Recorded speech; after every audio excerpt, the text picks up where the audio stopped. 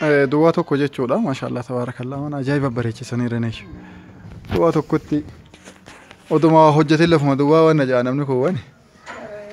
kun amma manuma jedhaniiru jechuudha akka jiru laala kaaree 250 irra jiraani warqeen illee asumaan ijoolleen duuguu beektan duuguu jedhamu maal jedha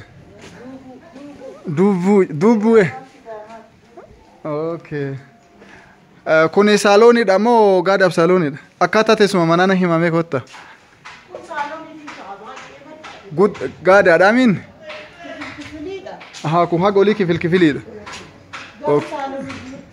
tokko lama sadi afur shan kun hundu kifilidhaan kun ammoo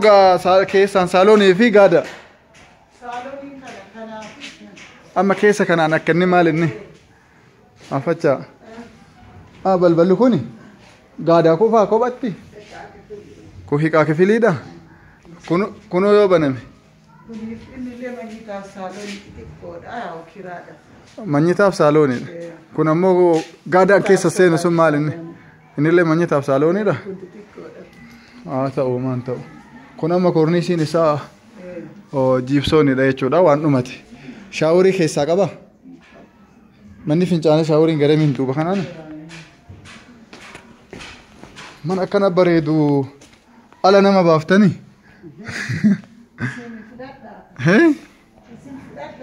akkana jira kunoo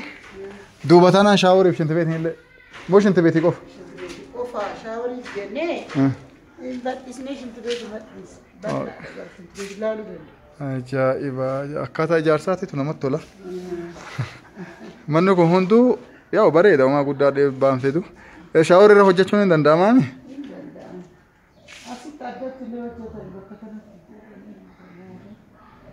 maashaallah walumaa galatti amma hiikaa kifilii waliin balbala meeqa balbala tokko lama sadi afur shan jaha torba jechuudha hiikaa kifilii sagal garuu sagal keessaan illee kutaa waan jiruuf okay kaaree 250 irra akka dhumateedha akkuma argaa jirtan manni hara baafannaadha malee waan takka cinqaa olii gadi hin qabu